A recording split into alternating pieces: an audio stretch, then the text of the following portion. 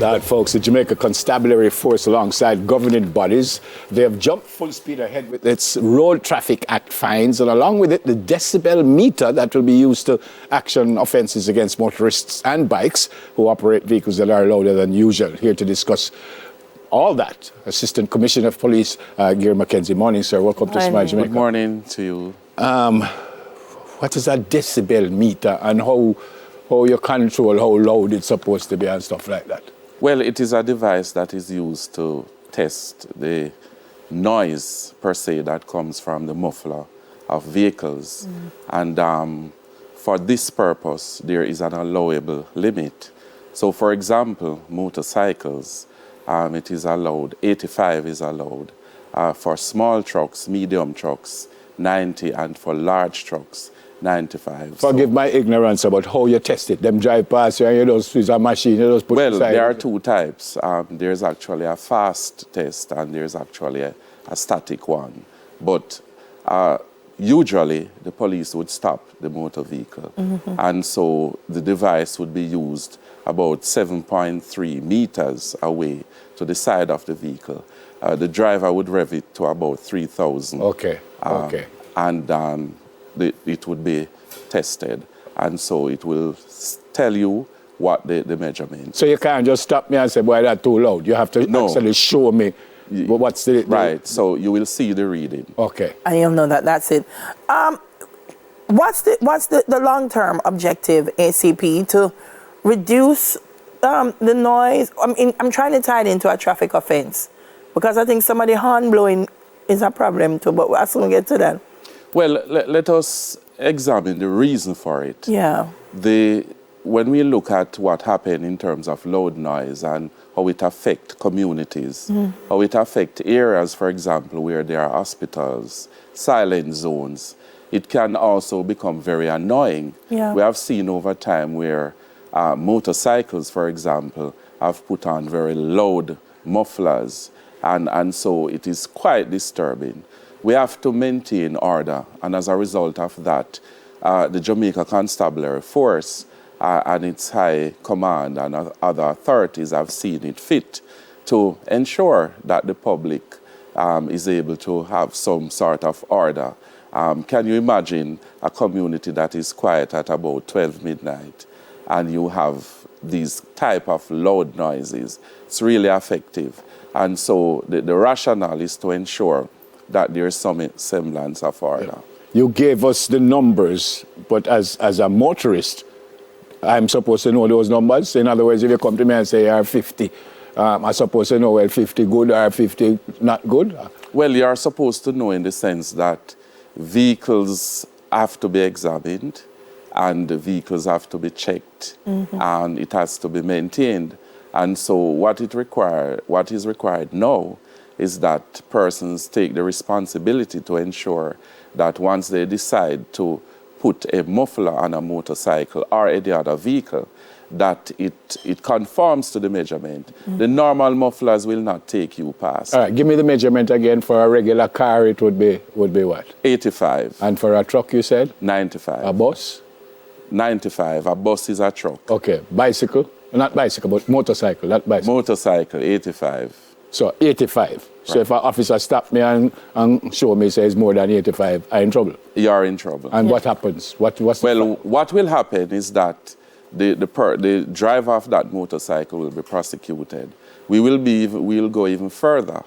It will have to be changed. So that vehicle can be taken to an examination depot, and a certifying examiner can check it, serve a certificate of defect, the plates removed, the muffler will have to be moved and replaced. Can or will?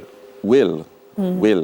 Because this is something that we cannot tolerate. And to the extent that it is a major problem, then we have to do what is required.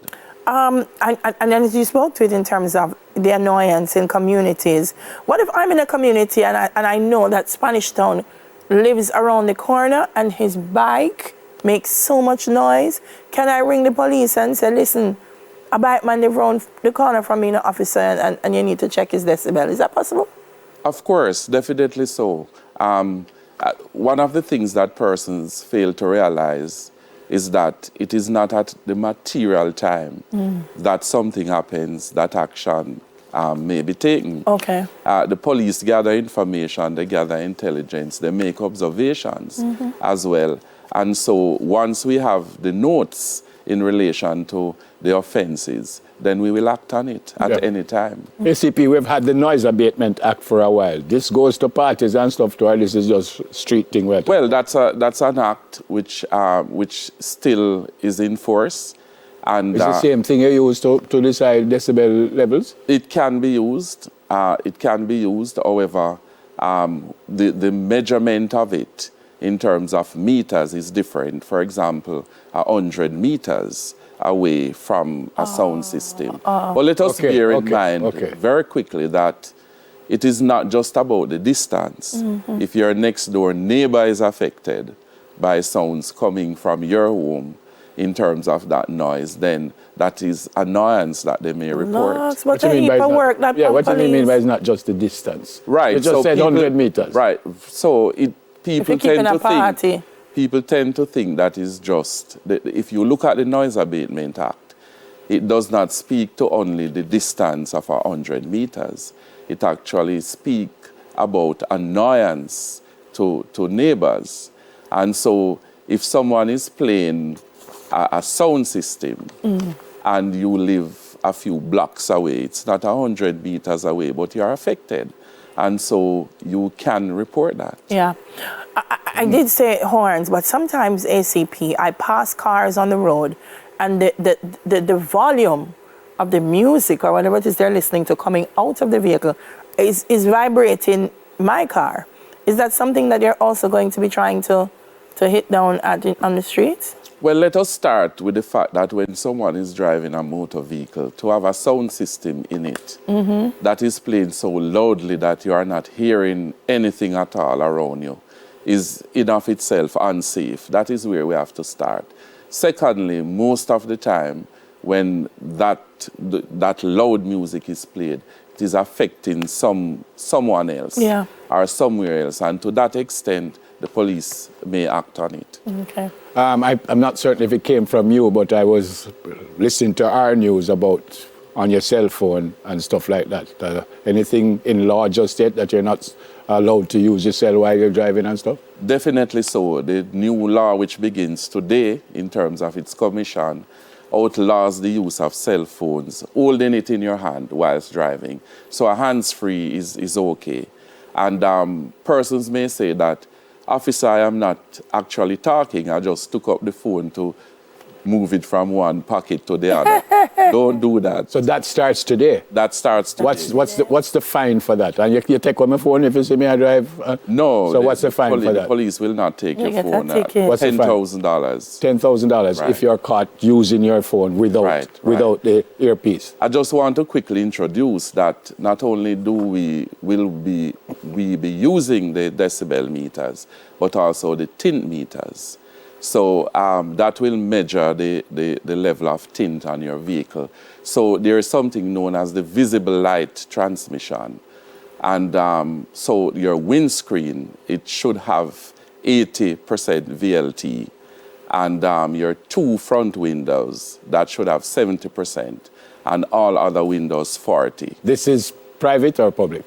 For all vehicles. How do I know what it is? Because ACP, when me go tint my vehicle, I just say tint it and them tint it. How do I know what is the VLT now? You have to find out. You have to get it measured. Mercy. And ACP, some of we need the tint still, you know. Some of us, because of what we do. Remember, I did not say no tint. I just say the level of it. Of the tint. But some of us need a very dark one. Well, I almost got a ticket. And I told the officer that I was willing to take the ticket because I didn't want to go to a specific traffic light. Because if I didn't go to that traffic light, it would have cost me everything that I have in my life because them surround the car and stuff like that, you know. And I made a turn that I shouldn't have made. And the officer give me a talking down and cuss me off properly. But to be fair, him kind of say if him see me again, I'm in trouble. Okay. But the tint... I have to go find out where I go check You see, my own. one of the things... And what's up with the tint now? So if you catch me with the tint, you are prosecuted. But I can't move from there with the tint? You can be instructed to remove the dark tints. Like immediately? Like immediately. So I can't drive the car if you stop me and it's a dark Well, tint? if you disobey that, you could get a ticket. No, I don't. No, I'm not saying I disobey, but if you stop me like you stop me in the middle of the day and you say the tint is too dark, what happens? I say, all right. Well, it all depends on the situation. Each circumstance. But you could actually tell me, so I can't move the car. Well, I won't say you can't move the car, but there may be consequences if you are given other instructions And you don't comply. Okay. Right. Have mercy. So today everything starts. Today everything Well, starts. midnight. It started at midnight. It started and 1 minute past 12. A lot more e-ticket devices are out as well. Okay. So we should have greater efficiency in terms of how we serve the public in writing tickets. All right. Thanks for coming, sir, and thank you for your service. You're most welcome. And just stay safe for us, please, sir. Thank you. We wish the public safety for this year. Thank you, sir. Assistant Commissioner of Police, Gary McKenzie. All right, when we come back, we have a chat with Uraine Miller. Stay with us, please.